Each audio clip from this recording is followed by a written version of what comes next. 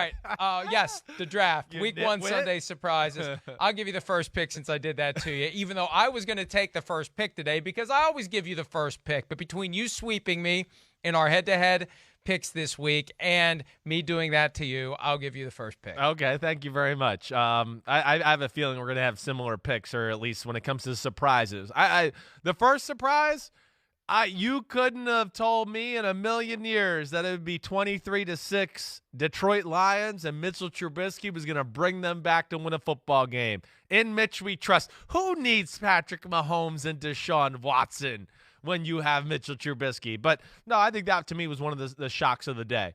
Offense kind of looked all over the place again. Typical Bears game like we saw last year. We're just going, man, I don't know what's going on. What are they other than a few plays here and there? But, man, Trubisky down the stretch, finding Anthony Miller, just making a lot of big throws into tight windows. And they played best with their backs, up against the wall. But certainly played clutch, and good for him. That should definitely get the monkey off of his back, at least for a week or two here until we do this again. Yeah, and that was really something. And it's just, the Lions doing Lions things. They had the game won late, beyond blowing the lead, which is a very Lions thing. DeAndre Swift, oh my God, he had the ball in his hands in the end zone, and Adrian Peterson told him after the game, forget about it and move on. But what a way to make your NFL debut. That's never going to go away, because that is the difference between being the hero and the ultimate GOAT, all in that first game of your NFL career. So I felt bad for DeAndre Swift. He wasn't even supposed to do much in the month of September because of a hip injury that he had. So DeAndre, hang in there. I met him at the scouting combine while you were on injured reserve with your whatever it was that you had. Puke a lot. But great kid, and he'll get through this. He'll get over this. But, it is what it is, and you move on. All right, for me, how about Aldon Smith? The guy that Peter pegged as potential defensive player of the year, and I thought, Peter, you're a little over at the top there. 11 tackles, 2 tackles for loss, 2 quarterback hits, and a sack last night for Aldon Smith. And this is his first game back in 5 years. It's insane. Wait until he's in game shape, right? And I tweeted last night that Aldon Smith's performance blows out of the water the narrative that if you've been out of football for multiple years, you can't play at a high level. And yes, that's exactly who I'm referring to, yes, Colin Kaepernick, because that's one of the big narratives for him. 5 years. 5 years. The guy was homeless a year ago. He's playing now. He's playing well. He's the guy who had, 42 sacks in 43 career games to start his NFL career. He has 1 sack in 1 game back, and I have a feeling more sacks are coming for Aldon Smith. Good story. I love a good story, and I love a good redemption story, and he's in the middle of one. Yeah, it's amazing. It really is. I mean, it's amazing. I really cannot overstate that.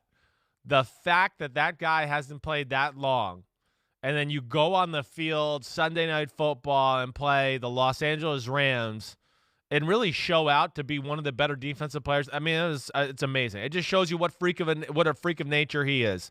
It really is. So that's an awesome pick by you, and I'm glad we got to talk about that for a second. I think the next one that just jumps out to me was the Colts. It's not one player or one thing, but that was shocking yesterday. They had no business losing that football game.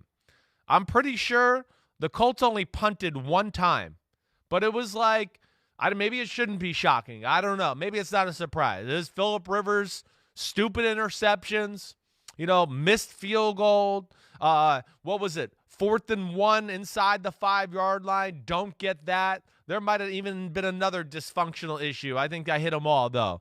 But either way, I mean, that was a game where they went up and down the field and really controlled the football game and just found ways to screw it up. And I don't want to take away credit totally from Jacksonville. They hung in there, and Gardner Minshew played really good football, 19-20. How can you, really argue with that? But, wow, I just never thought the Colts would lose. And then I think what's more surprising to me is the way the game looked the first 10 minutes of the game. I just went, well, Colts are going to blow them out. Yep, they're going to blow them out. Wait, they're losing? What? It's tied? I mean, I was shocked by that. Yeah, and I was going to pick Gardner Minshew. I still may, depending upon how many other ideas I have. But 19 for 20, and he said after the game, this just shows what we can do.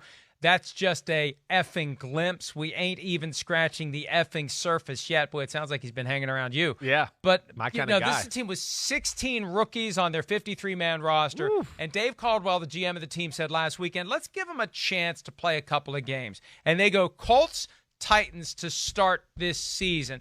They're not going to catch the Titans by surprise, but they are going to catch the Titans on a short week, because the Titans play tonight in the late game, and who knows what this Jaguars team can do. But 19 of 20 for Gardner Minshew. Phillip Rivers looked like the guy who was throwing up a lot of interceptions last year, so I was stunned by that, and I'm glad I stayed away from Colts giving 8 as one of my best bets of the week. I had a feeling about that one. The last feeling I had, though, was that the Jaguars would actually win it. How about Adrian Peterson? 93 rushing yards, and he added more in the receiving game.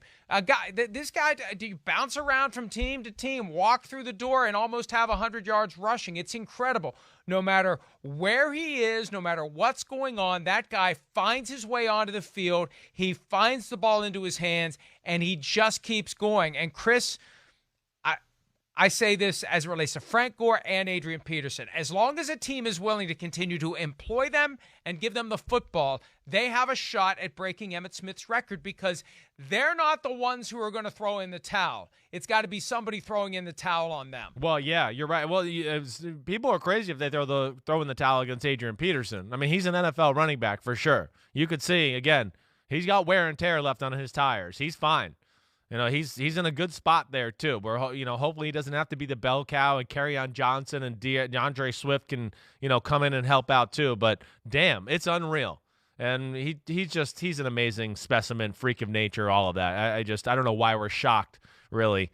It's like he's from a different world. All right. He just signed a week ago. It's amazing. With the Lions. I know. He signed a week ago. They jammed him into the lineup, and he almost had 100 rushing yards. Yeah. It's amazing to me. It is amazing. At his age, the wear and tear he's had on his body, I mean, it truly is. But he's one of the freakiest. And again, I'll say, I think he's one of the 3 greatest running backs I've ever seen in my life. He certainly will stand out to all my 8 years in the NFL. Adrian Peterson would be top 2 or 3 people I ever saw in the field where I went, okay, we're all pros, but he's on another level. That's not a pro. That's an all pro. So whatever. All right, my last surprise will be quarterbacks running. I never would have thought quarterbacks running the way we just saw on week 1. I mean, I just want to get this right, but I believe we have Russell Wilson, of course, Cam Newton, Lamar Jackson, Josh Allen. Who else am I missing? I'm missing one more, who led their team in rushing yesterday. That, to me, is just shocking. Kyler Murray, excuse me, right. All those quarterback design runs and everything like that. And Lamar Jackson, him as well. He also led his team in rushing. So that, to me, is something I thought we would see, the really good quarterbacks capitalize in the pass game. I did not think we would see as much running from them, and especially so much game plan design runs. That was something that really jumped out to me as I watched the games yesterday, Mike. Last one for me. No one had 100 rushing yards at all yesterday in all those games. That's insane. 13 games played. And Kyler Murray was the closest, and he had 100 until those 2 shotgun formation kneel downs. They need to get that out of there. I don't like it.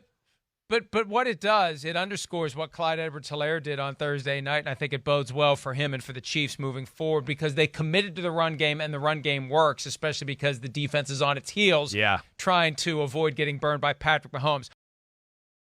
Hi, I'm Mike Tirico, and thanks for watching. Make sure to hit subscribe for the latest news and highlights from NBC Sports.